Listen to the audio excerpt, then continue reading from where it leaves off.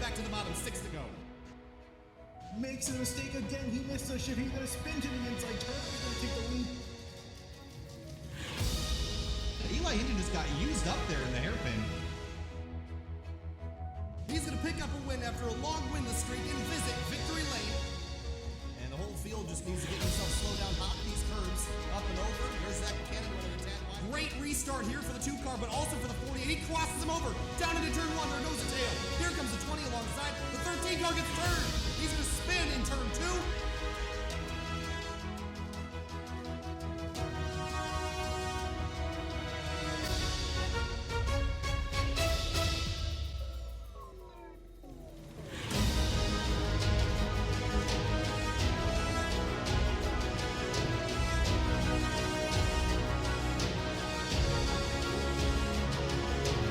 Weeks into the 2019 season, the 3WideRacing League YNZR Graphics Unreal Tour heads to Watkins Glen, New York, the road course known as Watkins Glen International.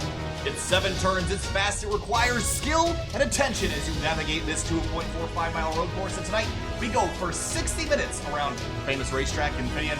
We're qualifying right now, but we're back home here at SYM TV, our home course here in upstate New York. And well, it's early in the season to be going right and left after only 2 prior weeks. You can say that the season's been really entertaining so far with rounds at Daytona and Texas, but heading to upstate New York, what are we expecting tonight, and who do you think is going to end up the night on top of the podium? Honestly, it's kind of tough to tell. I would say probably between Grunberg and Frankenfield. If anything, Jed Frankenfield definitely got some road experience with him driving IndyCar, so I expected to see him towards the top of the board. As far as the rest of the field, I think it's kind of tough to tell because there aren't too many people that ran from Coda here.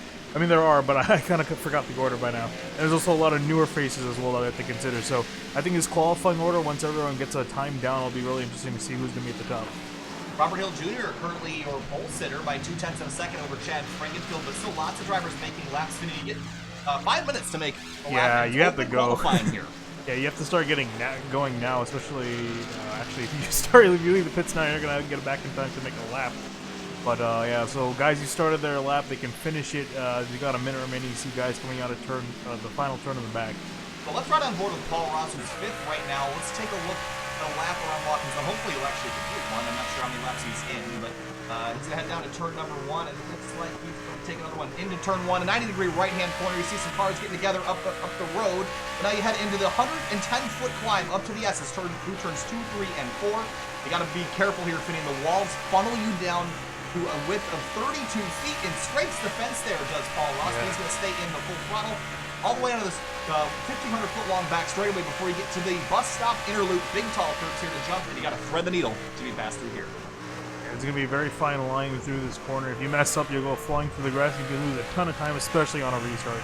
Then you head through the carousel. It's another 180-degree corner, but this time you're in second gear at about 105, 110 miles an hour. You swing out to the exit. No curbing out there in this version of Watkins Glen, so be careful on your track out.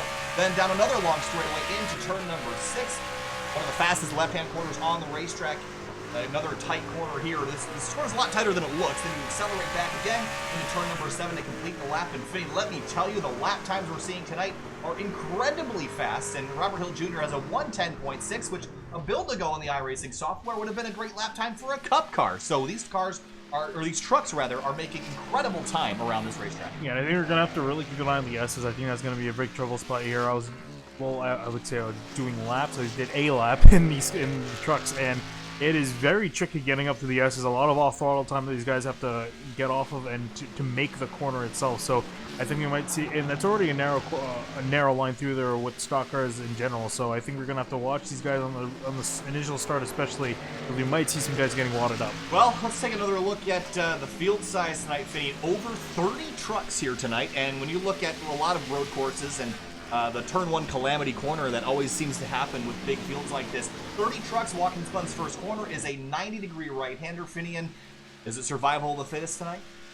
I think it might be, especially amongst the road-going guys in this series. They're going to be it's pretty much going to be between them competing at the top of the field, and a lot of the oval guys who aren't as quick. They're just going to be kind of fighting their own race. So really, the road guys are going to be trying to compete for this win here. And again, it's very close in the timesheet. So if anyone makes a mistake, that's really going to take them out of it. 66 degrees in the air, a cool afternoon here at Watkins Glen, with the track time 81 degrees. That's probably why lap times are so quick. It seems like the temperature is cool enough to let trucks make really quick laps around here. 2.45 miles, 8 turns. I disagree. It's 7 around here, and 11 by a different count if you count the inner loop. But we're going to grid up and go racing. Robert Hill Jr. in the 38 on the pole here, Finney, and that's a surprise, and that's a new name at the top of the board as we get ready to grid. And we'll take a look at our starting lineup here in a moment, but I just wanted...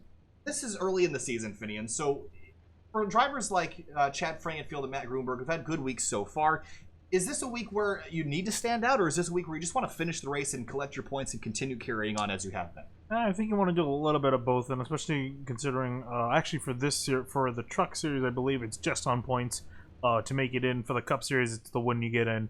So for this year, I mean, really, it is a matter of getting to the finish, because every, I forgot who said it last week, but every point matters for this series in particular, because getting into the playoffs. So I think you really just want to make sure you get to the end, bide your time, watch your equipment, and keep track of yourself, because again, you can try to force the issue here, and at road courses we've seen drivers try to force the issue, try to push the car to its limits, and see them spinning off into a wall.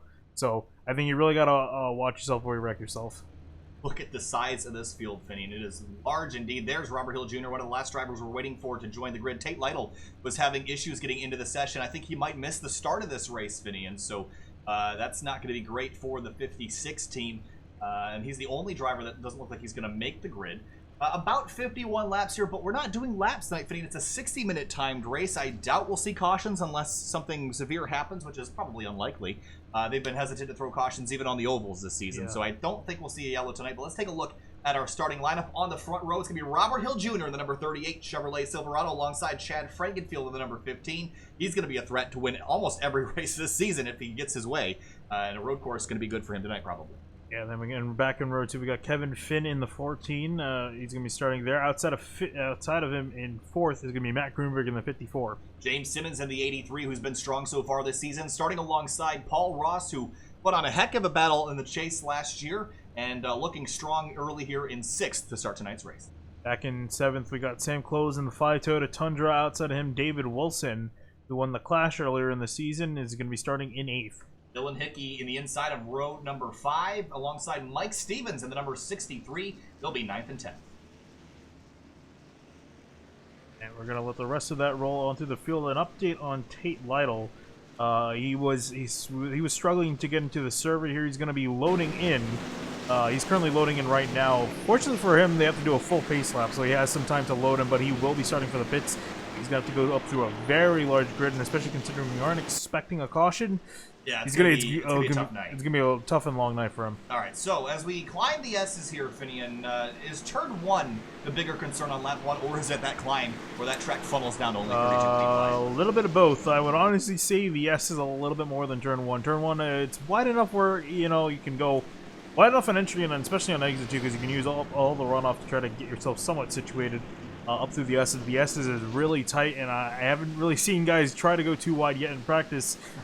So they're going to be going side by side there probably for the first time during the race. So they got to be very careful and very easy with the car, because it could very easily get out of control. We could see a big pile up. Let's take a quick look at our point standings after the 2 rounds that we've done so far, Finian. And if you look at the top, it's a familiar name, Matt Grunberg in that number 54. Then Chad Frankenfield up there. Cameron Rich jumped up a bunch of spots last week. Kyle Zimmer dropped a couple. But so far, it's been a really competitive season. But those 2 up at the top of the grid there, the Matt Grunberg machine and Chad Frankenfield's truck, those guys are going to be the drivers that I expect to be the ones really challenging for the wins all season long. But when we get down to it, Finian, I think it's going to be the 15 that's probably got a better chance of winning, comparing the 54 and the 15. Remember, the 54 did compete at Circuit of the Americas. The Chad Frankenfield did not, because he wasn't in the league yet. But I will tell you that Grunberg, while he did well, he wasn't running at the front of the field. And we know that Chad Frankenfield, after the Indy Triple Crown last season, is really, really good. at the road courses. So coming through turns number 6 and 7, 60 minutes of racing here in upstate New York at Watkins Glen International. It's going to be a drive down up to 4th gear, then back straight down to 2nd for that 90-degree right-hand turn known as the 90. The Tonka Chevrolet Silverado up at the front. The 38 of Robert Hill Jr. is going to lead them down as the pace car pulls off. Green flag flies, and we're racing in Watkins Glen. And you see Robert Hill Jr. get a great start over Frankenfield, who is struggling to get up to speed as he had see the entire field get off into turn 1. You see the backfire from the exhaust. Whoa, and, that's Cameron Ridge slipping and sliding in front of the grid. And did he make contact and spin? I think he got it all, or did he spin? I can't he see. did. No, he's still up here. He managed to collect it, but he's got some damage on the nose of that truck. As we climb the S's for the first time, Dylan Dickey manages to get through all that, but up towards the front, it's Robert Hill Jr., Chad Frankenfield nose to tail, and there's a couple battles going on for, I think that's the 83 truck, is that the 83 or the, yes it is, James Simmons popping out of line to take a spot away from Grunberg through the bus stop for the first time. Wow, and he does a great jump on the Oh, outside. pile up, down in the middle of the inner loop, that's the 63 of Stevens, and the 8 of PJ Payne, Oh, more and Levi Zielinski. caught up in it, everyone's got to come to a complete stop to miss this one, as the caution flies here early at Watkins Glen. And there's Tate Lytle, and he is a smiling man right now. Yeah, he just got a blessing in disguise right there. All right, well, we got tore up a bunch of trucks here early, and the 6th of Levi Zielinski is likely going to be done for the night. That is not how you wanted to start race number 3. All right, let's take a look. We have a lot to digest there as they come and collect the pace car. The cautions are not long here, so we have to get through this relatively quickly. But let's head back first to turn number 1, where Cameron Rich really dove in too deep, I think. Fitting just got on the brakes a bit too late and really got into trouble down here in turn 1. Just trying to get too greedy and gets all the way down here to the back of Dave Hunt and drills the 53, but otherwise collects it. And then the next issue happens with Mike Stevens. So let's ride on board here up through the S's and see where this next incident starts. Yeah, this happened going up, really entering the bus stop, so we'll ride on board with Steve and see what happens there. He might have gotten hit from behind, too, I so we'll have the TV camera here in a second. Yeah, I think he did as well. Or did it happen up in front?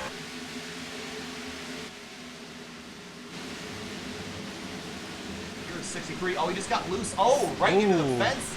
That was a 69 of Morris. Kyle Zimmer got a piece of it, and then he stops. And PJ Payne just nowhere to go, drills him, and then Levi Zielinski comes right into that mess. And he had nowhere to go as the rest of the field scrambles to get around. And that's a big pile up down there, and that's why the caution was thrown. Yeah, Chad Brown, too, driving through the grass, trying to get out of the way. Here's Levi Zielinski's view as you head down into the bus stop. And this is a helpless feeling, Finny. When you see smoke up ahead of you, you just get on the brakes, and there's nothing you can do to miss this. He can't see anything right now. Up until now, he thinks it's good. The C's part here, and he's going to see the 8 truck stopped and a big impact for the 6. Big through there, as well as the 88, Rusty Webb. And then there was some more action up here. They were all getting stacked up, trying to put each other as they cleared up. So caution out here early, and we've got a couple trucks on pit lane. Mike Stevens, Thomas Morris, PJ Payne, Levi Zielinski, all in pit lane, all torn up. But let's head back to the front and update you on your running order. They're right there on the left-hand side of your screen as we pick up the pace car for a caution lap 2 here at Big One. Yeah, nothing, Joe. I don't know if we wasn't sure if we mentioned it or not. This is a good time race, 60-minute race. Supposed to look okay. Yeah, so time race here, and considering this cautions come out where you don't have a fixed amount of laps, so it could throw a wrench into some fuel strategy here because these guys don't know exactly how many laps they have left to go, especially with a caution out. Oh boy, a lonely feeling for Matt Gruenberg as he's the only one in this front group. There's another driver diving off. That's the 21 of McKeeboy, and everyone from it's the double. Yes, it is. Corey Lindsay is going to lead the rest of the field on down, but I'm surprised that you want to take an opportunity here to pit. I don't know. I honestly would have stayed out. They barely got half a lap of running here, and I would imagine they can probably go almost to halfway on fuel. If anything, I'd be kind of surprised if they have to do a 2-stop. But so I honestly would have stayed out. I think just if to you're keep the track you position. stay out. I think I would say if you're 15th on back, you're not going to lose a whole lot. You might as well give it a try. Oh yeah, I completely understand the guys coming back from the back of the pack. You might as well help yourself out there. So yeah, Gruenberg though is going to put himself in a kind of precarious position because he's going to be stuck in the middle of traffic. Yeah, that's my concern is that we saw how quickly things can jam up, and again, Levi Zielinski could not see anything heading into the bus stop, and that's probably one of the trickiest sections on this racetrack, and really nowhere for him to go. Yeah, this is not one of the widest tracks in the world too. No. So I mean, if one truck in the top of the order makes a mistake, there's 30 others that have to get through. So it can very easily go south. At the widest, it's 58 feet. I think it's 32 at its narrowest, which is really narrow, and that's at the top of the S's where you're going the fastest. This was the trouble spot before. They've cleaned it up, and we should be getting the 1 degree next time through. I hope. But Chad Frankenfield in second place. Finney, it looks like Robert Hill Jr. shot out to a pretty good lead on that half a lap. And Frankenfield really didn't get a chance to work over, but starts. I like to be on the outside of the restarts here at Watkins Glen, and I'll tell you why. You get down to turn 1, there is all that runoff room to the corner exit, and it's not necessarily faster to run out there, but if you start on the outside, you can pinch that inside driver down, and you can get a really good launch out of turn 1 and carry that momentum up to the top of the S's. So I think the 15's in a pretty decent spot to steal this lead away if he's jumping on it on the restart. So again, no laps tonight. It's all timed minutes, and we're about 6 minutes in so far. It's all been pace laps at the moment. At Hackathorn in the 44, our Daytona winner, and didn't really have a great run last week, so he is looking to rebound. I believe that's correct. He had an issue. Yeah, he wasn't the best showing on it.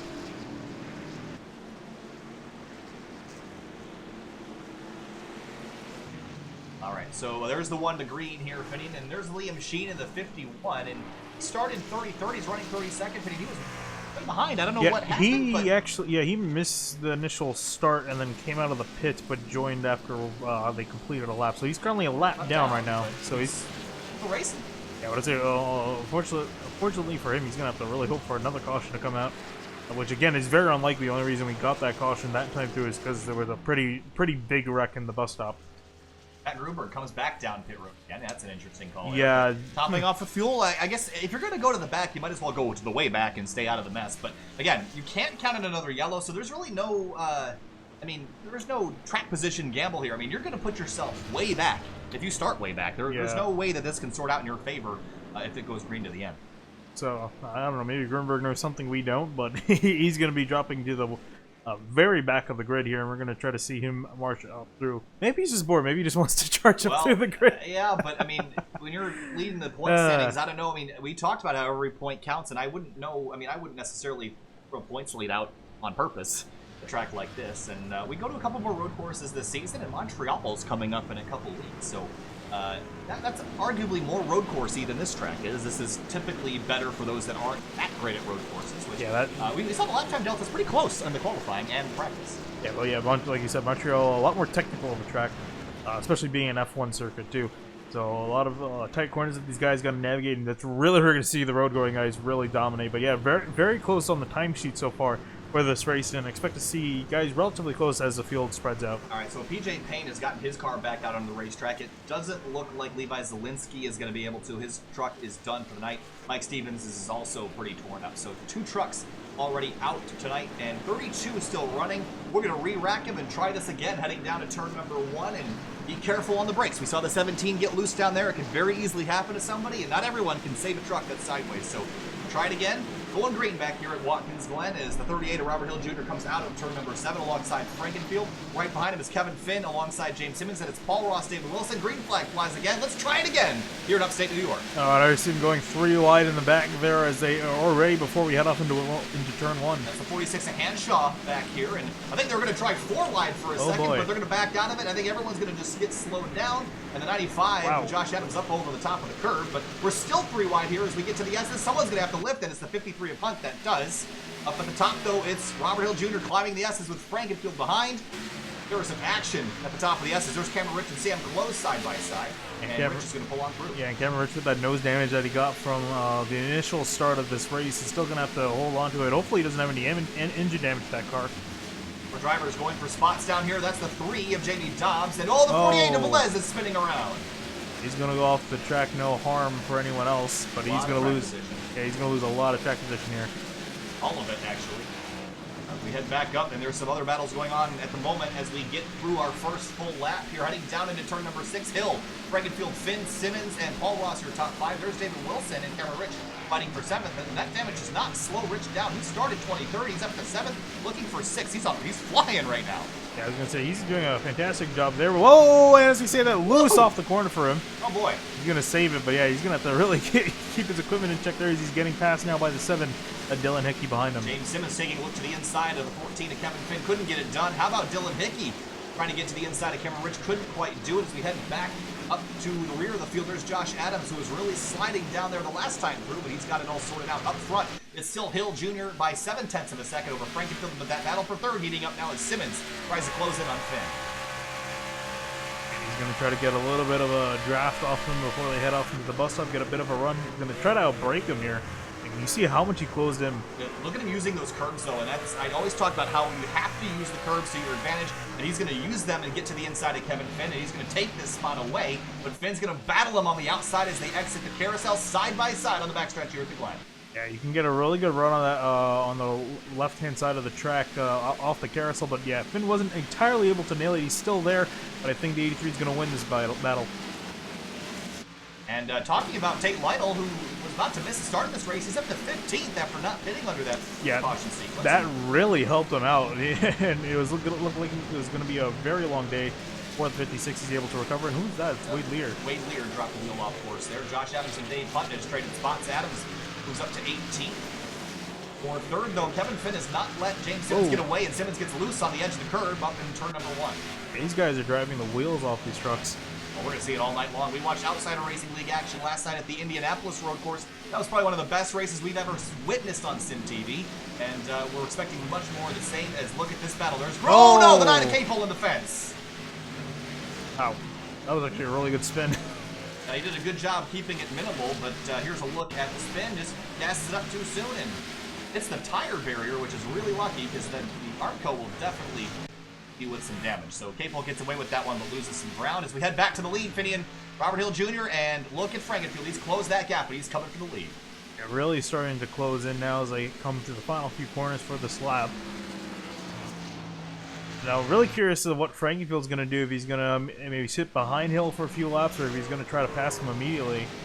Because he doesn't really have any immediate threats behind him, other than really the 83 James Simmons. I don't know what I mean, there's no rush here yet. I mean, you're putting pressure on your... clearly quicker. I mean, he ran 4/10 faster that time through, so there's no rush. Arguably, his only real threat, I would say, would have been Grunberg in the 54, and he's all the way back in 20th. Couple trucks looking out of line here. How about Nathan Velez and Jordan McKeeboy fighting in turn number 7? Remember, Velez spun out on the previous lap, and he's trying to regain some of that lost track position here. Now he's working over Chad Brown for 23rd.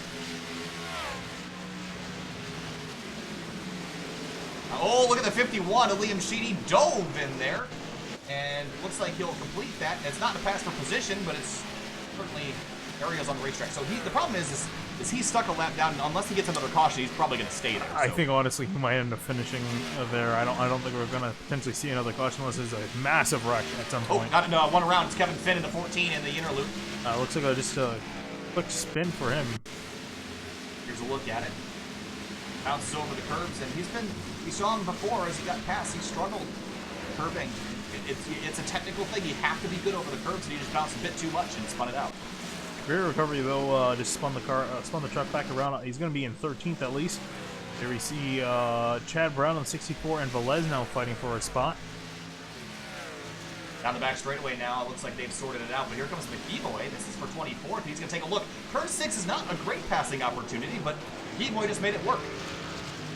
I think also helps with Chad Brown giving some room, and there goes Kyle Zimmer around. He went for a ride down in turn number 1. That's an interesting place. You usually don't see spins like that in iRacing. It's a common thing to do in real life, but I've never seen a wreck like that in the iRacing software, just the way that you brake. If he gets some help, though, from the driver that was behind him, no, just locked up the brakes and spun out. That was a 0-9 at Johnny Thomas, and locked it up and spun around. So Kyle Zimmer. There's Dave Hunt, Matt Grunberg. Remember, Grunberg pitted a couple times under that previous caution sequence. He's on the hunt now. He's been moving up quite a few spots. Saw him as back as 25th at one point. On this run, so he's moved up quite a few spots. At least he's struggling to get around Dave Hunt here as they're in a tricky part of the track to pass. Well, he said no rush for Chad Frankenfield, but there is a rush for Grunberg. He's got to get up with the 15 and 30 if he wants a chance to win this. We're already a quarter of the way through this race at the moment. Going by quick. So 45 minutes remaining in this race. Grunberg works his way up into position number 19. Whoa. Paul Ross slow. And Wilson's going to drive around him. You get a slowdown? That'd be a strange thing to get at the Glen, but Oh. he went for a spin. Here's the 6th place driver, Paul Ross. And just clip the edge of the curb. That's so easy to do. And, but again, tire barrier. They're quite soft. Very late. There comes in behind him, that's Sam Close in the 5. Hackathorn and Tate Lytle. Again, Tate Lytle up to 12th now. So Yeah, not only is he in the great race job. competing, he's really quick right now. And we take a look at Kevin Finn, who was started up towards the front. He's dropped to 11th now as Jordan Teal and Johnny Thomas fight for 9th in front of him. Can we just get a look at the stat for Tate Lytle where he started? Because it's going to be absolutely incredible. So, started in 24th. Well, that was where he would have started. I see. But he actually effectively started 33rd, 34th. Yeah. Fantastic recovery from the 56. Really showing that he had pace. I think he would have wished that he was able to put a better qualifying time in the first place. He would have been probably up there with the rest of the guys. So interesting to note, Finney, that Robert Hill Jr. was under pressure a couple laps in, but the last few laps he's been running pretty much dead even lap times with Frankenfield and has actually stretched that lead back out to 1.2 seconds. And actually, and we were talking about, well, Frankfurt didn't really have much to worry about, but he should start to worry about that 83 behind him, who actually has run the fastest out of the top 3 cars. Actually, probably one of the fastest cars on the track, period. So, 83's got some pace here and approaching the leaders fast. Oh, this is a big gaggle of race cars heading down to turn 1. That's Jordan Teal leading him in 9th place. Then it's Kevin Finn, and then it's Tate Lytle. Oh, Hackathorn going loose. And into the fence down in turn 1, and we've seen that a couple times tonight. Trying to get that thing back up to speed. Here comes Jamie Dobbs and Josh Adams. They're going to have to figure out how to get around them, but the 44 got himself back up to speed, and this is the same thing we've seen a couple times down here at the exit of turn 1. Give too much gas. Tank slapper into the wall. A lot of mistakes, too, and not really from guys in the lower part of the field. Even the leaders, too, have been making quite a few mistakes, so I'm kind of surprised. Well, Watkins Glen is typically a racetrack that a lot of drivers say is easy, Finney, until you get out there and you race on it and you realize there's a lot of trickiness to it. There's definitely a way to drive this racetrack, and I think a lot of people underestimate how difficult it actually is to be fast around. Yeah, it's one of those tracks where it's easy to drive, but to actually race it, I mean, you got to push the car to the absolute edge. Wow. And they see Finn diving on the inside of the 33. That is the definition of a dive bomb. He made it work, and then the for 33 now. drove back around the outside, and now the 56 is going to get it. Yeah, Lytle again on his tear. He's just going to break inside the top 10. He's going to fight with Finn Ford. He's got Teal in front of him. Oh, boy, yeah. Well, quarters down in turn number 1. Kevin Finn, Jordan Teal, Tate Lytle, and here comes Johnny Thomas back into the fight. And here, there's a dive from Lytle to the inside here as they enter the S. Is not a conventional contact. move. Whoa. Pouring each other through the S's. That's too wide is Lytle, doable, but scary. And Lytle did a great job keeping off the wall there. He's going to get around Finn through the S's. Fantastic job. Now head down into the bus stop chicane, and look at the 14 back out again to the inside. And the 09 slips on entry, but he somehow hangs onto it as they flip the curbs and head through the bus stop. Yeah, had to brake a little bit more because of the shallow entry the 14 had, but did a great job saving that car. Rusty Webb has gone around in turn number 1. And this is the same thing we've seen a couple times tonight. Here's a look. And he overdrove the corner and then just tried to compensate and spun out off curb, and light contact there, he'll be able to continue, but he's down in 29th. I think people should really be thankful for tire barriers. Yeah, that's why they put it. There's like a 30-foot section where they put it, and there's a reason why it's there. It's for those exact spins. Teal loose out of turn 7, and Lytle's going to cross him over, and now Lytle's broken into the top 10, going for 9th now on the 33. Yeah, he is on another level compared to the guys he's racing with right now. He's just been making passes like it's nothing. He's flying. Yeah, and he's going to get around Teal. That's going to move him up into 9th. And he's got a little bit of time next to Dylan Hickey. He's got 4.2 seconds ahead. No, there's a 3 of Jamie Dobbs. Same thing. There's like an oil slick down there. I know. Oh, he pulls right across in front of Zimmer. And Zimmer's going to have to go through the grass to avoid him, but he does. And that was a close call there. Yep. Turn 1, the trouble spot tonight, and that's definitely tricky. And Rusty Webb has gone into the wall in turn 7. Yeah, that's going to be terminal there. And got stuck in the Armco. Look, had already been struggling, drives off Oh, the yeah, course, way off the track. and overcorrects, and then he's going to impact this wall, and that steel's going to go straight through the engine block there and destroy that car. How about a battle for second place now, Finney? And James Simmons has caught Chad Frankenfield, as Frankenfield has lost 2 seconds to Robert Hill Jr. Yeah, Frankenfield's really fallen off the pace here quite a bit. Hill's actually continued his pace, so the 15 slower than both the guys he's around. And I'm curious how much of a fight this is going to be, if Simmons or is Simmons just going to blow him by? The climb, the S is 110 feet. There's your leader, Robert Hill, in the yellow truck. Then it's Frankenfield Simmons. You see Kevin Rich right there in the bright colored Eisen Designs machine. Yeah, then you have to go back a couple seconds to find David Wilson and Paul Ross. Yeah, that damage to the 17 really has an effect on them all, so that's nice to see. Watkins Glen is known for being a little aero dependent, but you can get away with pretty significant damage, especially on the trucks. My only worry, and as you see the 83, he just tried to get to the inside of the 15. He's going to have a nose there. Just on the quarter panel, will he be able to get the run off? Because that's going to be key. And 15's going to get that run, and you can run multiple lines through the carousel here at the Glen. You can, what I call the Marcos Ambrose line, where you come in high and exit low, or you can just stick right around the bottom of the racetrack, and both work quite well. That time, Frankenfield tried the Ambrose way and did it. There's PJ Payne. There's a couple laps down here early after being involved in a collision on lap number 1. But that battle for second heating up, and Robert Hill is just driving away. And he's loving this right now. This battle is being able to really let him lap or get ahead of them on the track. And there you see the 83 late dive into turn 1. He's going to be side by side with Frankenfield again, but I think Frankenfield's going to get a nice run off here. Oh, not quite. It's just going to be enough to keep ahead of the 83. Great battle for second, but they're letting the leader get away. I just don't know if either of these guys have the pace of Hill Jr. Hill's running about a half a second quicker than anybody except for Cameron Rich right now, so he's running really fast laps, but Frankenfield and Simmons are dueling it out on the back straight here. And again, it's really not helping their case. There you see Cameron Rich slowly creeping to the picture behind them. Up and over the curves. 38 minutes remaining here at Watkins Glen. Hill Jr.'s led every single lap so far. He had one caution for a crash on the opening lap, and a bunch of other spins and issues there. We have, I think, 4 drivers retired: Rusty Webb, PJ Payne, Mike Stevens, and Levi Zielinski. The battle for second now. Payne's still running on the track. Payne is, yes, thank you. Actually, he's back out on foot. Dave Hunt, spun around in turn number 1. He was just way off line entering the corner. And he got punted from the 0-0, and I think that's just a matter of being, he wasn't making the corner at that pace. He was going so slow. He was going very slow, and I don't think Lindsay thought he was going to continue going that slow on exit. So he was right on board with this is the 0-0. You see the 53 going defensive and just basically stops mid-corner, and 0-0 is carrying too much speed. Because I think Lindsay thought he was going to go out towards the left side of the track and stay to the right, and there was nowhere really for him to go once he got back on the gas. But here's... I did see that Velez was slow on the racetrack. I'm not sure if he had... Oh, here it is. And then bus stop chicane and slips. And big impact into the tire mirror, and that one looks like it's going to hurt a bit. Yeah, he's trying to test out how strong they are. Got some damage to his nose through that. We'll continue. Jamie Dobbs in turn 7. This has just been calamity tonight, Finian. And that's a pretty hard impact there, too. Here's a look at this one.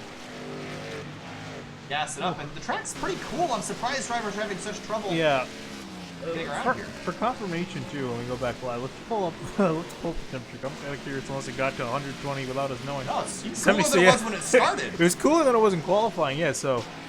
I think, again, just, I guess a combination of tire wear is Johnny really Thomas, too. Catching these guys out, and Jesus. Oh, this was a multi-car incident, I think. Here, Johnny Thomas, look at behind the Bloomberg in 95 machine. He gets down here and the Dave truck. Oh, no. What happened there? The 8 of PJ Payne was basically stopped, and now it didn't help that the 0-0 or the 0-9 was flying in there way too fast, but PJ Payne was already slowed. Yeah, I'm not sure when he came to a complete stop. Was he just trying to let people on by? I think so, but the 0-9 was... Yeah, the 0-9 wasn't going to make that either way, but it didn't help that the 8 truck was stopped there. So, more collisions, more calamity. How about Rubenberg and Hackathorn fighting for 14th place? Rubenberg still fighting back from that pit stop, and you have to wonder, was that worth it?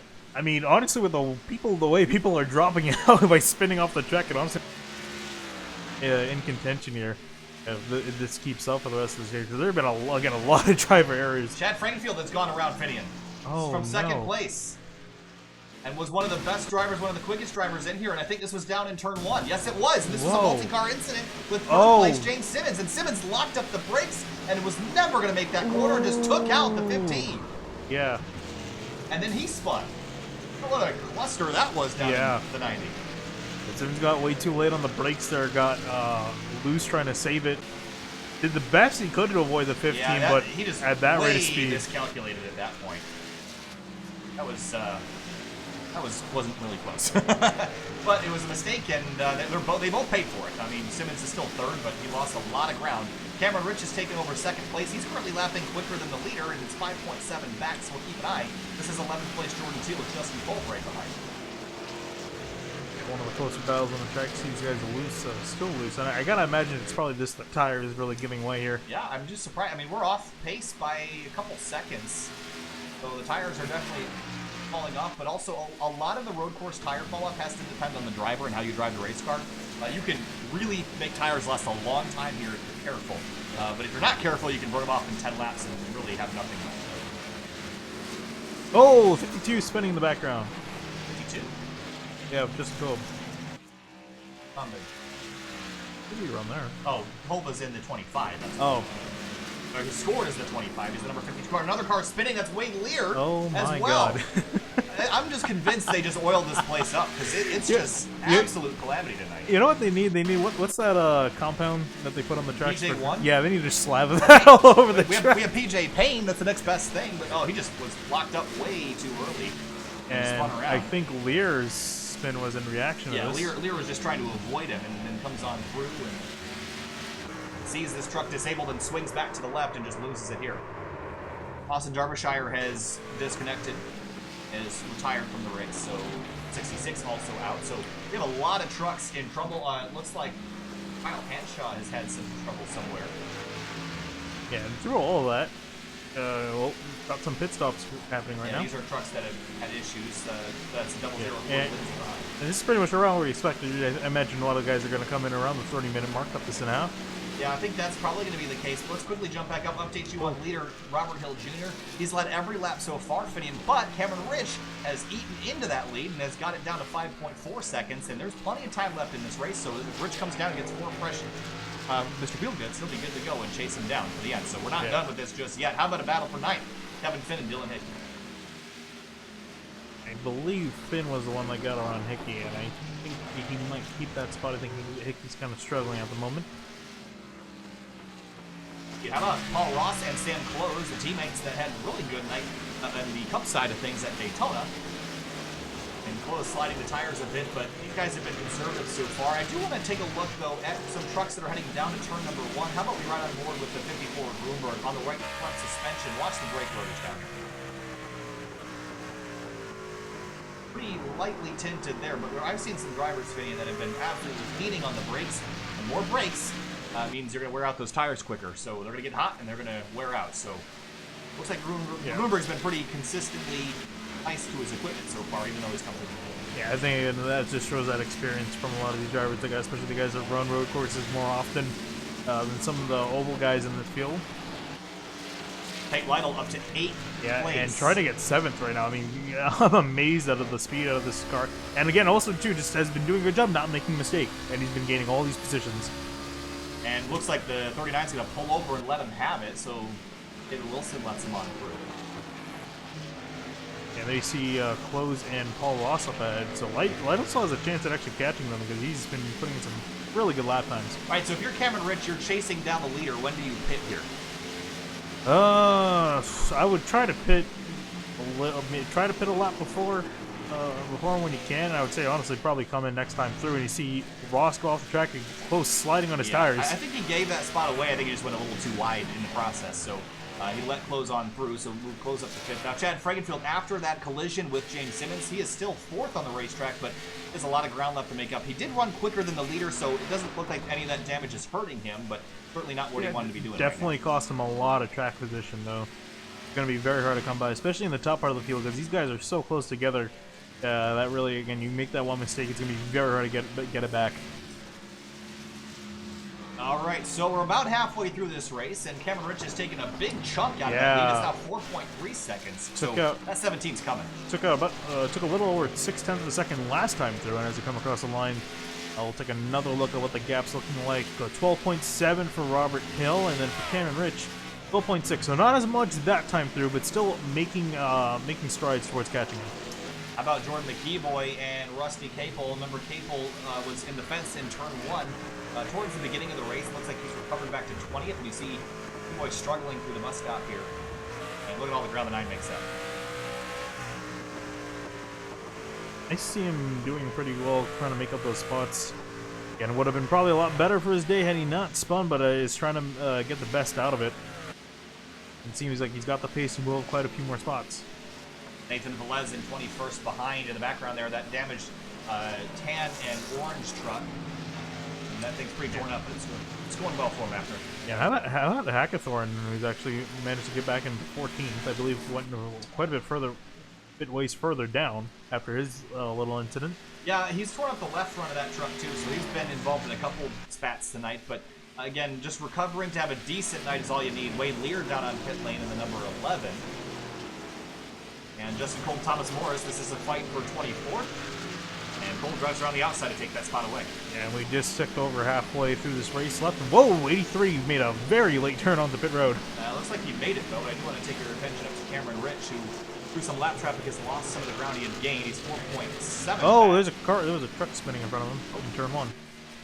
Who that was it Dave? It was Dave Hunt in the 53. He spun out really late in the corner. He's almost to turn 2 already. He'll get back up to speed, but here's what happened to him. Oh, that was almost like a bad shift there, right? Yeah.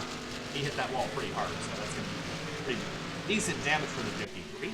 Pit stop sequence well underway. James Simmons pits from 3rd.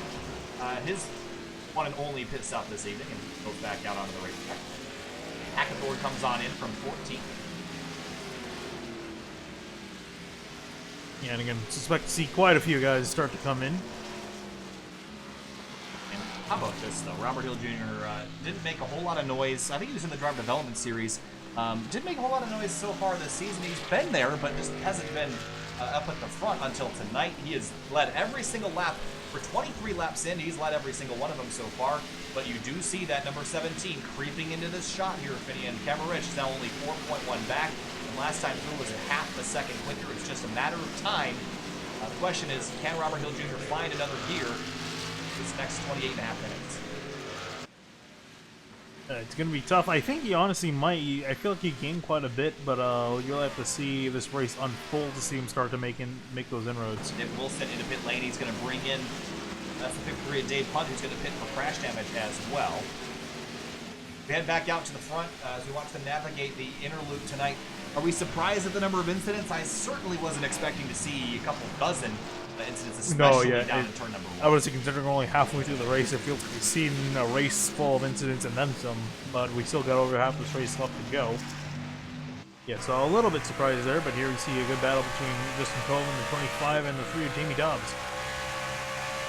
Cameron Rich only 3.5 seconds back now, so if he does an undercut here, he can basically cut that in half if he only pits a lap before 38, so something to keep in mind.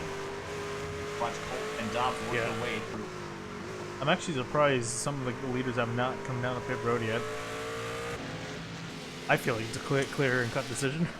Yeah, I think you want to split the race right down the middle, but maybe you want to have better tires for the end. But here they come down to pit lane, and Rich had to follow Robert Hill Jr. in, so there was no opportunity for an undercut as he was beat to pit road by that 38. But now, getting into your box is so important here. Both of them do a great job.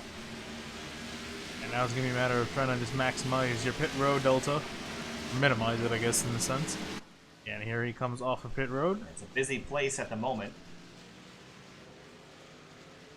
Robert Hill's going to might actually extend that lead. Let's hear it. Matt Grulenberg in second place at the moment, but he's still got to make another pit stop. I would assume. So I guess you could hope for a yellow, but that's so unlikely. I don't know what the strategy call is here. All right, well, now that we've got most of the pit stops done, I think it's about time to do a SYM TV Sound Surge road course style from Watkins Glen.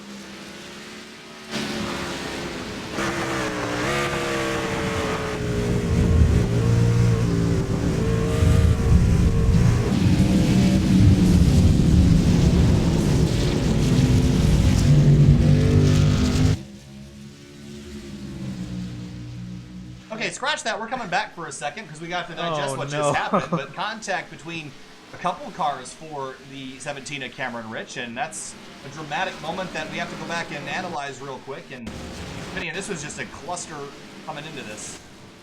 Yeah, I'm not sure what happened there. Well, these two got all bottled up, but then the 53 and just had no idea the 17 was coming, and they just got together. The 53 just got turned at the end because I think the 17 had enough of that situation. Dave Hunt carried on. They can't blame Cameron Rich for anything there. They're just lap cars. Well, Grunberg isn't a lap down, but he will be farther down the order. So you have to wonder, Dave Hunt there probably should have yielded in that situation.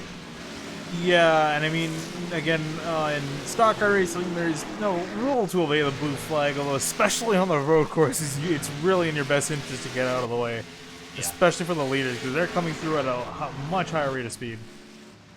Battle for second now between Grunberg and Rich. This is going to be a pretty quick pass for the 17. Oh, the 54 goes off the course. We'll have to give that spot up. There's James Simmons in the background coming through. Let's try a sound surge again, shall we?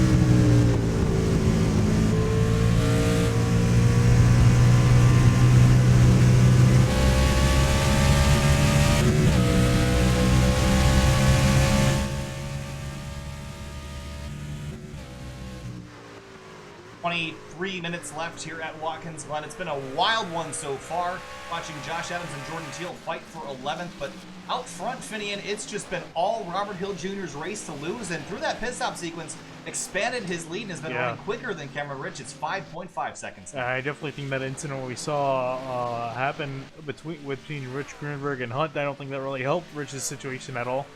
Expanded the lead not in his favor, so he's going to have to make up a much bigger deficit here on the second run. I just don't think he's got the time to do it. Josh Adams and Matt Grunberg fighting for 11th on the racetrack, right? Or actually make that 12th, excuse me. And they're heading to the bus stop, and Grunberg's got a pretty big run here. Also, look how much sunlight is out. We even had most of this race in overcast. You see him, Grunberg, try to look 3 wide and almost caused a big incident there, but they sorted themselves out. Actually, if you could pull up the conditions right now, we're in a lot of sunlight. Well, again, the conditions aren't, it's going to be a couple minutes behind, but if we take a look from above, the entire track is bathed in sunlight, and we've seen in the past 20 to 30 degree temperature swings, but I thought it was the air temp or the track temp that was making it so slick out here, but that's just simply not the case tonight. And if anything, it's going to make it a lot worse. Well, these guys are already sliding in cool conditions. I don't even know if it's going to be noticeably worse, because it's been really bad already. I mean, I'm just so surprised that this slipped out there. I am not familiar with the setup on this build with this truck, but we know we're running lap times much quicker than they have in the past, and I'm sure that's contributing to the lack of movement. But, I mean, Watkins Glen is not known for being a particularly slick racetrack. Maybe in the Cup cars on the previous builds, but it's not Darlington. Considering the amount of downforce these cars have compared to their other National Series counterparts, I would say they have almost the most. Well, they do. Other than the cup, other than probably the modern cup car, but yeah. So if anything, these should be the most planted, but they've been pretty loose and all around the track. As you see, the 54 got a great run on Josh Adams. Adams is going to back out of it and give Grunberg the spot. Big dive for the 54. He's up to 12. He started this night in 4th place and gave that up to pit on lap number 1 in the caution, and I'm just surprised that he tried that. Yeah, I'm surprised too, because I thought, maybe if he tried to do that, he would try to make it to the end or something. Would be some kind of strategy with it, but pretty much still pit a little bit later than everyone else, and still stuck in traffic. I think he would have easily been in the top 5 had he not made that pit stop. Oh, Cameron Rich has had a problem, Vinny, and he's crashed harder, and this has thrown him back to 3rd place now, and that truck is really not looking good at this point. Last time through a 1:21 was his lap time. Oh, big crash. This was down heading into turn number 6 with Rusty Capel. What happened here? Oh, Capel hit the grass. Oh no. A huge impact for the 17. I mean, that's just wrong place, wrong time. Nothing you can do if you're Cameron Rich. I mean, that's just, you're getting by a lap truck, and he slips on the curbs and right here into the fence at over 120 miles an hour. Yeah, that pretty much ended his chance of winning right there. Yeah, the only truck left in this field is that could catch Robert Hill Jr. is 11.8 seconds Yeah, that's back. a huge deficit. Robert Hill Jr. has had a nice, smooth, calm night up front, not a scratch on that truck, and he's just been out there doing his thing, and everyone else behind him has just had a miserable night. Corey Lindsay and Kyle Zimmer fighting for 17th at the bus stop. I think almost every single truck behind him has had some sort of incident at some point in the night. The only trucks I can think of are the 3OG guys of Paul Ross and Sam Close. They've had a pretty uneventful night. Yeah. I would say you're right with that. Now the Lytle up into 6th place. Yeah, this has just been a phenomenal. I'll call it a comeback. I mean, started the race at a severe deficit. Yeah, we keep harping on about it, but it's honestly amazing how much he's been able to do. And there's Lear going around again. This down in bus stop Kane, and we'll see what happened here. But I imagine a single car incident here. He's got no one around him. I just got on the brakes too hard again. I wonder if they're playing with the brake bias to get more speed out of these trucks, spinning just a slow, lazy spin off to the side into the gravel track.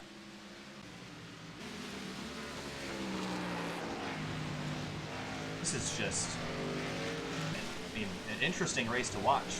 Sure, here's Jordan Teal and Bloomberg, and Teal almost locked him up trying to keep that 54 behind him. He's had a pretty decent night tonight. Trying to hold up Grunberg, who has some fresher tires. You see him pinning that car to the apex. Yeah, 33 can't keep that car rotated around. Matt Gruber moved himself back up into 11th. How about Kyle Zimmer and Johnny Thomas? They were fighting for 16th. And Thomas is loose. Collects it. That was a close one. Yeah, he's going to get it collected underway. Paul Ross and Kevin Finn fighting for a spot, fighting for 7th place. And this is up through the top of the S's, a pretty vulnerable place if you're loose, but Ross getting a good run through here. It has a pretty decent night, and again, this is a survival night for the 18. I don't know if we expected him to really go up there and compete for the win, but he's doing a good job keeping the truck on the track. Very smooth through this. Pretty much expected him to be in the top 10, so running about where you expect him to be, although running very close to that line. You don't want to get on the flat part there. That was definitely not intentional. He left the 14 on through. How about fight for 12th now? Jordan Teal and Josh Adams fighting for this spot. They head down into the bus stop. Yeah, you saw Adams have a bit of a luck. Couldn't do anything with it, though. Bad Frankenfield and Cameron Rich. Cameron's trying to fight back from his issue. Remember, the 15 also had a problem earlier tonight. The 83. Both of these trucks wasn't their fault, but that's just how things are at the road courses. Sometimes you don't always control your own destiny. I don't know if they're as much of a wild card as super speedways, but they certainly can throw things around and shake them up and push you out the other side. Completely different spot in the point standings. So Rich and Frankenfield, they've had disastrous nights in terms of going for the win, but they're still having much better nights than most of the field is. Oh yeah, and it doesn't help too that there's a big gap through a lot of the field. And in fact, only 18 trucks on the lead lap, which considering the lap is 1 minute and 11 seconds, it's quite impressive. Yeah. There's been a lot of single truck spins this evening. Teal and Adams continue to fight as they climb the S's. 16 minutes to go. Robert Hill Jr.'s lead is shrunken a little bit, but it's still 10.5 seconds. This is really his race to lose. And I bet he honestly probably lost that, just trying to make sure, now he's effectively got no competition to catch him.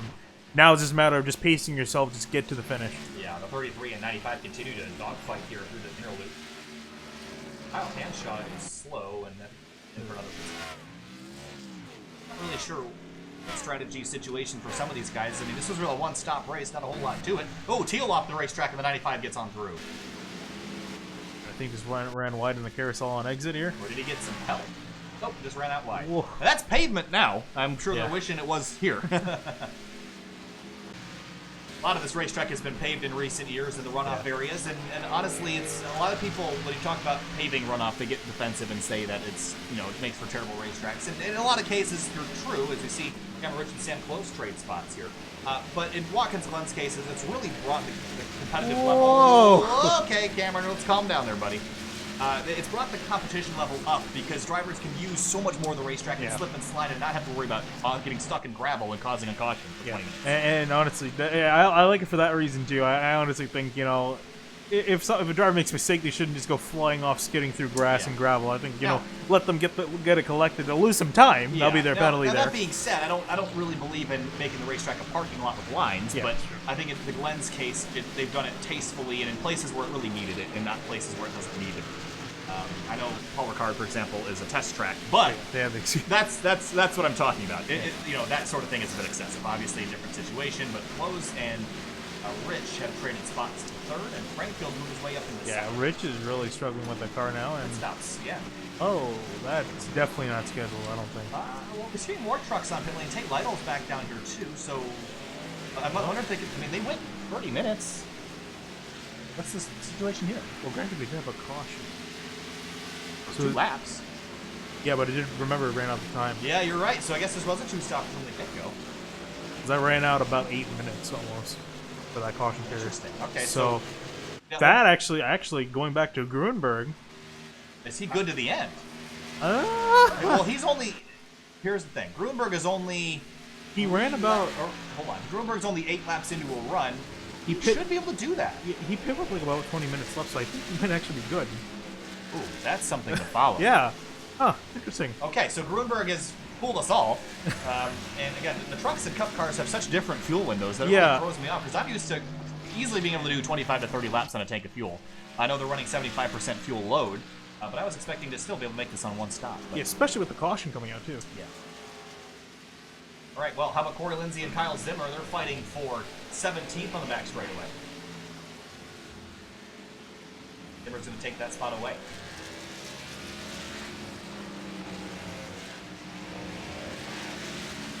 Robert Hill, though, how about that? 18 seconds clear of Chad Frankenfield.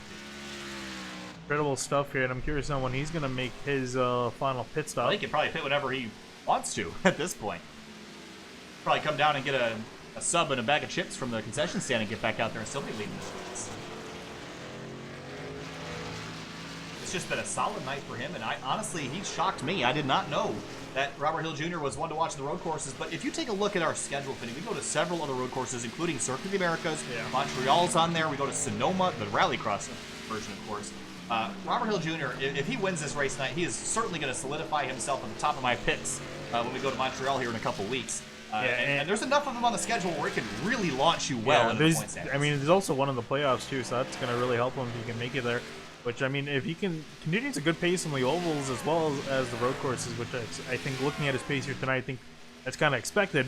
He might be a solid contender for the playoffs. Yeah. Oh, what? He just shut off the engine, I think, heading down on the back straightaway.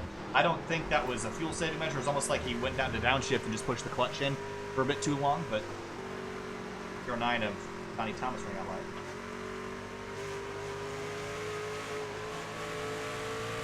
Listening very carefully to the engine.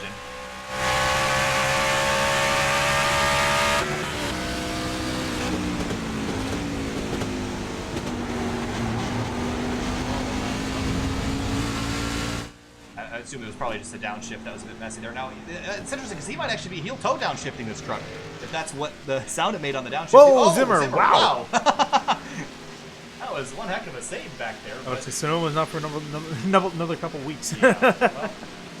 But back to the 38, I mean, we talked about road course racing and different styles of road course racing, and there's a lot of drivers that just will throw the car into gear and blip the throttle on the downshift and get it into gear just fine that way. But some drivers, especially if they come from a road racing background, they'll heel-toe downshift the truck. And I tell you, I know how to do both. I've done both. in a lot of different situations, and typically I don't drive like that in stock cars, but I will tell you, it definitely smooths out your shifts and definitely can save your tires more, because when you're blipping that throttle and not pushing the clutch in and not really rev matching the vehicle correctly, every time you do that, you're chirping the tires a little bit, and that can, over the course of a long run, wear out those tires a bit. So I like the heel toe strategy. I don't know if that's what Hill's doing, but any of those road guys out there, that's a good strategy for the longevity of not only the tires, but the engine as well. Ooh, someone just went for a nasty spin almost off the carousel. I'm not sure who that was. They actually spit. They almost did. Well, I can't Someone with a white nose on their truck, I know that. We'll head back live here, live, we're already been live, but back up to the front, Robert Hill Jr., 10 minutes to go, it's about 12 laps. Might have been Zimmer again. Yeah, probably Zimmer. Let's see if we can take a look. 97. Either that or the 00. Oh, I think it might have been Lindsay, actually.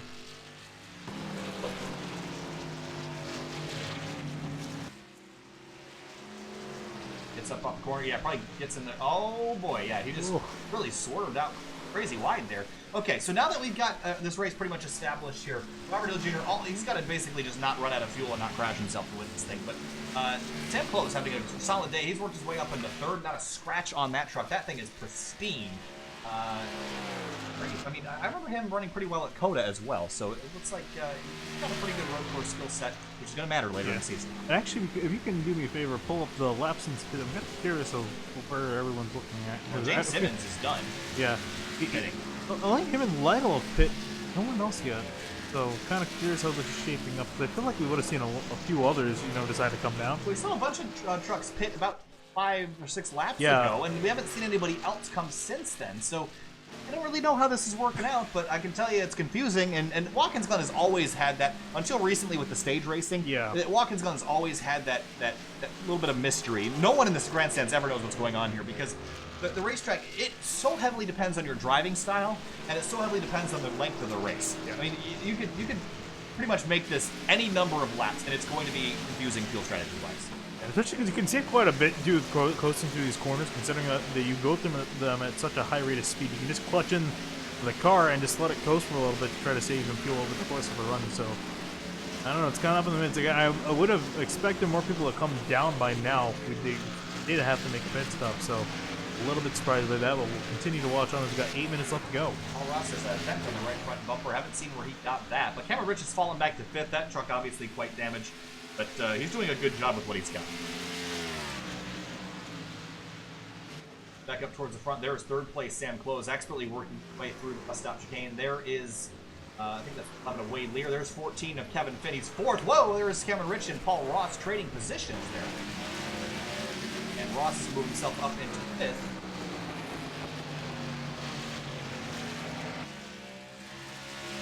Try to cut back over, swing back, but can't. And he's going to be stuck in behind Ross, actually. Look at the straightaway speed difference. Wow. That truck is hurting bad. Yeah, he ran a 1:14 last time, 1:14.4 last time, which is about 2 seconds off the pace. So yeah, that truck is really hurting. And it really hurts too bad. The Watkins Glen has a lot of straightaways. Yeah, no, they need to go down. Take a look at the track map here, and you can take a look at that. Yeah. And there's a lot of at least three solid ones, and even one little 4th one through between 1 and 2.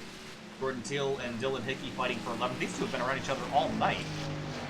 Haven't quite finished out their battle yet. They only have 6.5 minutes left to do it, though. All right, 6 minutes and 50 seconds remaining, and now the lead is 20 seconds by Robert Hill Jr. over Chad Frankenfield. And this is just turning into absolute domination. Because he can probably come down and get a splash and then be on his merry way at this point. I don't really see the need to take tires at this point. I mean, you're not going to lose that way. Well, saying fuel if he needs to. He can take fuel and still probably be ahead of Frankenfield. Yeah, it's going to be close. I think they're probably good, and he's got so much time to save, too, that even if it's close, he can just save enough fuel to make it to the end. Well, Hickey, though, trying to put pressure on the 33.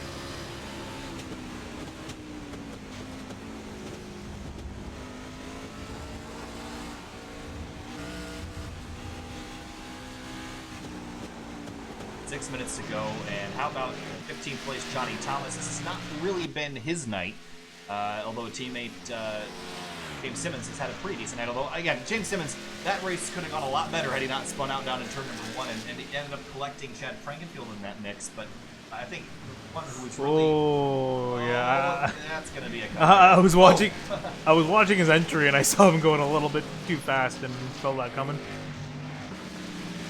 And Hickey continued to fight, but I want to go back to Cameron Rich for a second. This was really, I think, if this race had gone green, he probably would have won this race, or gone green in terms of him not getting collected in a mess. But the issue that he had in where he got wrecked down in turn 6, that was really the end of his night competitively. So unfortunately for Cameron Rich, it's going to be a good night, but could have been so much better had those two issues not happened. So. I feel for Cameron. I know he's going to be really upset with how this went. He's probably been screaming on the radio all night about how things have gone, but we're currently in 5th. How about this? The 7 of Dylan Hickey taking a look to the inside of the 33.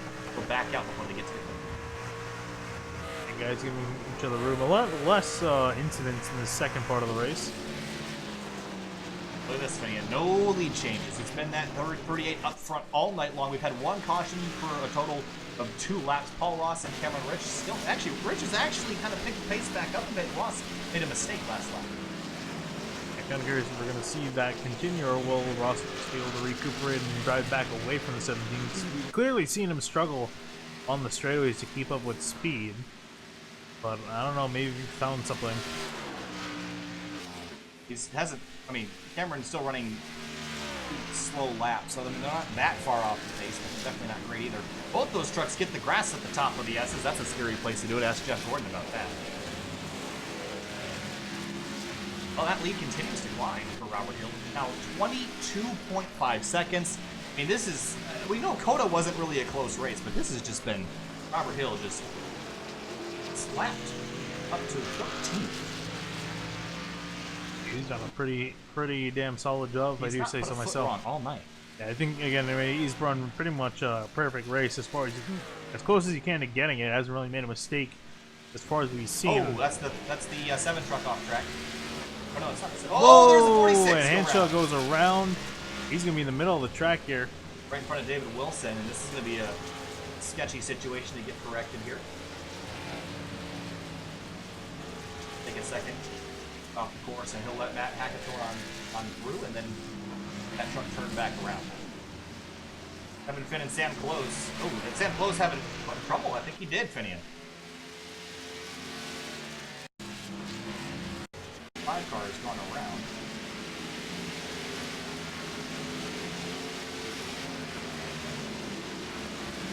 Yep. I think when he gets down here, he'll probably throttle up too quick. And, oh. Could be the S's or there. Happened to my truck. Let him on through. I guess didn't feel confident on the entry. I think just decided to just slow up a little bit, make sure he gets to the end here. the 25 of Justin Kolb and the 14 of Kevin Finn. That's not in position, but Kevin Finn, he started in, I believe it's 3rd place, and he's still currently in 3rd, so it's been a great night for the number 14 team. Matt Frankenfield has recovered from that early collision with the 83 for 2nd place. Is 24 I think I seconds saw back. Kim Sunkelson in the pits, yeah. Sam Close is coming to the pits. He couldn't make it. That will probably throw away what was going to be a really good finish for the 5 team. Now I worry about teammate Paul Ross and what his situation is. I worry about some other trucks too. Some other guys are also really close on fuel here.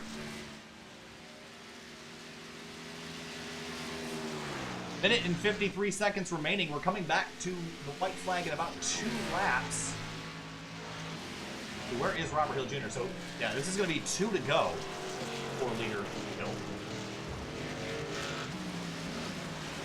No other medals on the racetrack to remind you of, but while we have this moment, let's remind you what's happening tomorrow night. Phoenix Racing for the Race Kings Cup Series for the 3WideRacing League tomorrow night, 9:45 p.m. Eastern Standard Time at the Old Phoenix. So we're going to the place without the dog leg cut course there, so that's going to be a fun one tomorrow. Tuesday, Fuel Finals action from the Charlotte Roval. Wednesday, we're off. Thursday, Scars Ferrari Challenge returns. And then Friday, VRL action. I think we're at Talladega this week for VRL, and then I think Saturday we're off. So that's what's coming up the next couple days, and you'll see all those links pop up as the week goes on. But oh, actually, no. Next Saturday we got the IndyCar race. Correct. We do have the 11th, which is going to be, I don't remember what the name of the league is. I don't know what the name of the league is either. It's, I believe, Pit Lane Parlay? Pit Lane Parlay, yeah, I think that's Parlay, the one. okay. Parlay? Parlay 250, something like that. Okay, well, we're coming back to the white flag. Robert Hill Jr. has led every single lap of this race in that number 38 truck. It's been an absolutely dominant night. He's got to make it another minute and 11 seconds Actually, around. if he wanted to try, he could try his slow up creep to the line with 24 seconds. Well, he could, but I don't think he's going to do that. Coming back to the white flag, Robert Hill Jr. in the 38 Tonka Chevrolet Silverado. He's got 2.5 miles left to complete this race and get his first victory in 3WideRacing League competition. And as mentioned, a 24-second lead, so he can pretty much coast this lap. Doesn't have to really worry about too much, and he can still be the first one to checkered flag. But here, looking at Sam Close, he came out in 9th place, so all it wasn't that detrimental of a pit stop. Yeah, I mean, still hurt him. Yeah. I will note as we get the white flag officially here, as Robert Hill works his way to the bus stop, that tomorrow at the Phoenix race, Liam Sheen has led both practices so far in that car. So we'll see if he can hang on and maybe get a win tomorrow in the Phoenix race. But it's not often that come to a racetrack and our expectations are not met. I think we've kind of established the road course ringers in this series, but I think we have to add one solidly to the top of that list as when we head to Montreal and Circuit of the Americas and Sonoma later in the season. Robert Hill Jr. in this number 38 Chevrolet came in here. Honestly, I've seen him on the ticker before. We haven't talked a whole lot about him. Not what he deserves, though. He comes out at turn number 7. He leads the entire 60-minute event, and Robert Hill Jr. will win in 3-Wide Series competition, the YNZR Graphics Unreal Tour at Watkins Glen. And Chad Frankenfield in the 15 had an opportunity to win this race. Had a collision with the 83 of James Simmons. He'll come on through turn number 7. He'll pick up 2nd place in that number 15. And honestly, if we look at the point standing skinning, I think he may or may not be your points leader here as Matt Grunberg is looking to finish 6th or 7th. Paul Ross and James Simmons. Ross has moved his way up into 4th, so it was a good couple weeks for the 18, but it's going to be another good week for him here as James Simmons races into the line. Oh, does he run out of fuel? He did. No. Right at the line. He'll finish 5th instead of 4th. And how unfortunate is that? And you see Grunberg, he's going to come across the line in 6th. There we go. Cameron Rich picks up 7th place. Tate Lytle, how about this? From the back to the front, got a lucky caution at the beginning, but he finishes in 8th place after starting 34th. That is a victory, I'm sure, to the 56 team. Need to roll and see the rest of the guys coming through there. That's Joshua Adams. He's going to finish in 10th for tonight. A couple drivers finishing out here. Ooh, there's a spin, I believe. Back to the truckers. Spin or someone with Kyle Hanshaw. What happened to the 46 as we let the rest of the field come on through? This has been happening for quite some time here. He had an interesting last lap. You could say that. I wonder This if happened. Crash in the Essence. Yeah, I think. Oh yes, right here. Slipped, and I was afraid we'd see that at some point tonight on the white flag lap for the 46. Whoa. Oh, cold! Oh, drills him in the door, and that caution wouldn't help him there.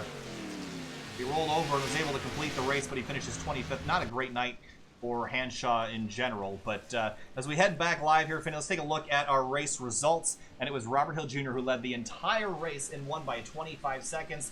An absolute dominating event for that 38 truck. And he's looking forward to Montreal in a couple weeks, I can tell you that right now. Frankenfield, Finn Simmons, Paul Ross, your top 5. Ross, a good result, but it ran out of fuel right at the end. James Simmons did a good job tonight in that 83, although that one collision kind of put a mark on that night, otherwise being perfect. Yeah, and we'll definitely, I think, again, I just can't say enough about Hill. That was an absolutely dominating performance. 25-second lead over Chad Frankenfield, who we thought was going to dominate the race. And I mean, he finished 8 seconds ahead of Kevin Finn after all the trials and tribulations he went through. So for Hill to do that, absolutely, again, just fantastic performance out of him. And really looking forward to the upcoming road course races to see him perform and see these other guys try to chase him down. Yeah, I think, there's a couple of different leagues that we run stock cars in, and there's usually one guy you can look at for the road courses, and I think we have to look at more than one now for 3-wide. And Robert Hill Jr. solidifies himself at the top of my picks for Montreal. We'll be back and talk to him in just a minute. Stay with us. We'll be right back for interviews.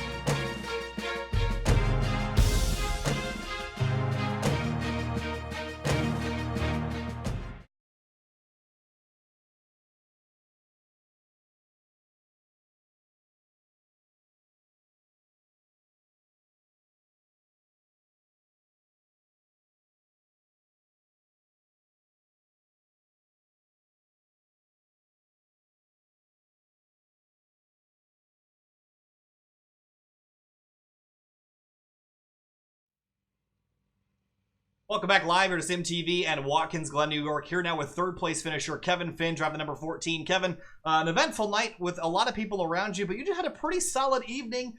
Started third, finished third. Got to be pretty happy with that result. Yeah, it was a good race. I had fun. I self-spun at like lap 3 or 4 in the bus stop and sent me back to like 12th or 13th. Fought my way through the field. The lap traffic was pretty hard to get through. You had to set up your pass within a lap or two. But yeah, I had a good night. Almost ran out of gas on the end.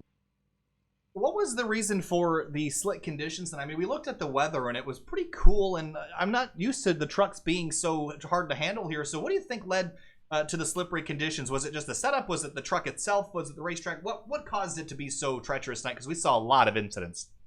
It could have been a mixture of all three, but it was definitely slick for me. I was playing with the brake bias almost maybe every 5 or 6 laps. Between the sun moving in and out of the clouds, and yeah, definitely coming out of those corners was a bit tricky.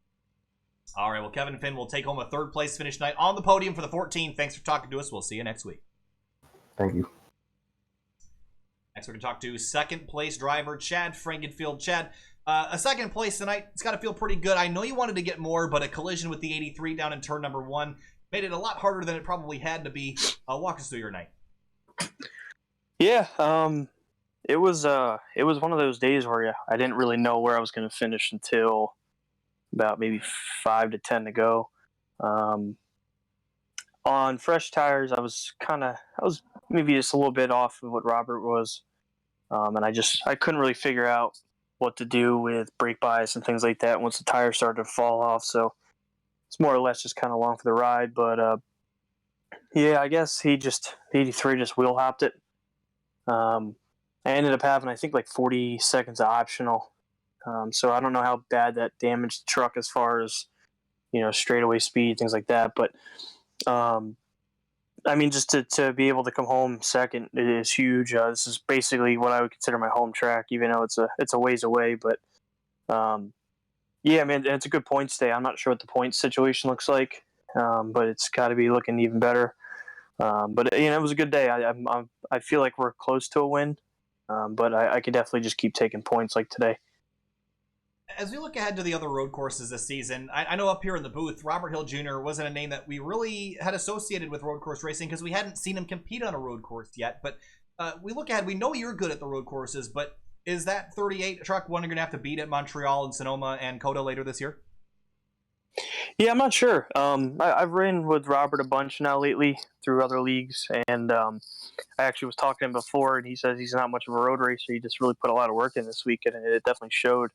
I know Montreal I've done pretty well at in other leagues, but Sonoma and Coda I really don't have much experience on here, so I'm gonna have to get some practice. And I got a league race at Coda here in a couple weeks, so that should help me with that. But this truck series is so versatile. You need to be good on basic all forms of tracks. And I know me personally, the dirt's probably my weakest thing. So I definitely got to capitalize on tracks like tonight where I know I can get a top 5. So, it's just important to get max points and then try to just develop my skills on the dirt, because I think there is at least one playoff dirt race. So just a question of just making sure I'm doing what I need to do for that part of the season.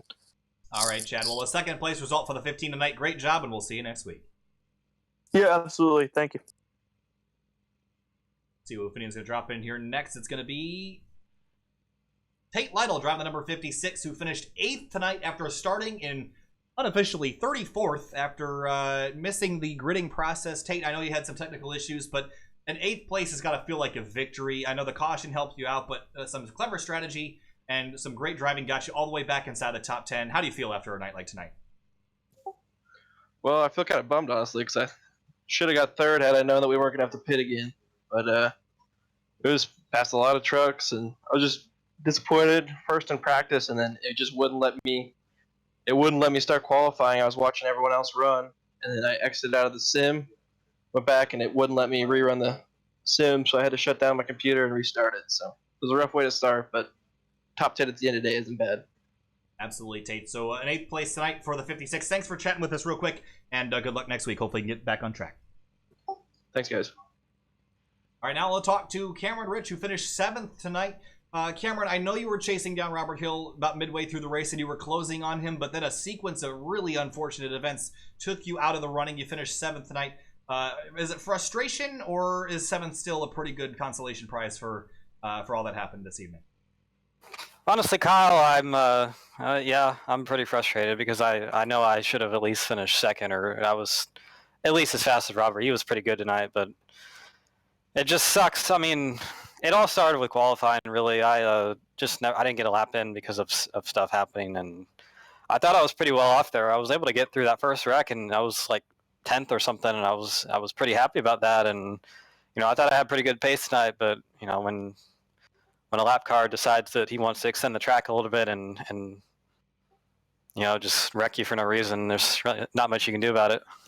As we look ahead to the rest of the road course races this season, and you've kind of had a chance to establish who your competition is, do you look at Montreal as a race that you definitely have to win now, or is other racetracks down the schedule the ones that you're going to try to win at? Yeah, like I said last week, I think the road courses are where I will be the best at. I think I can win somewhere else, but Montreal definitely, maybe the dirt tracks. I don't know.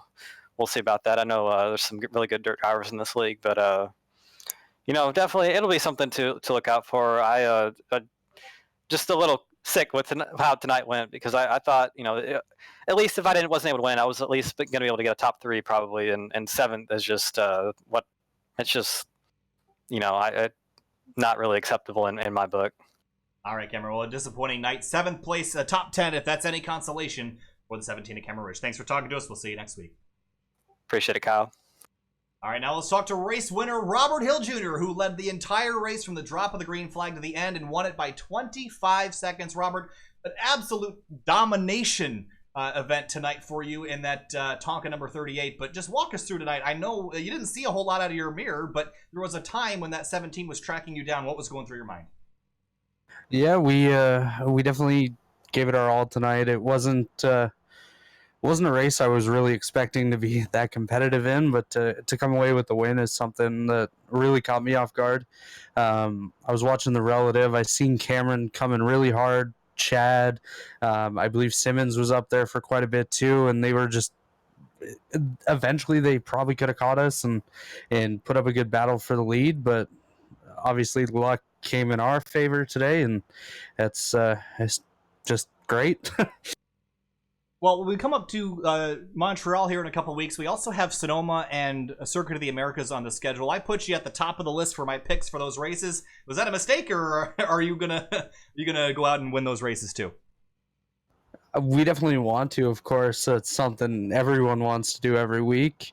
I'm not much of a road course ringer, but we put in a lot of work this week, and we plan on doing that again for all the road course races.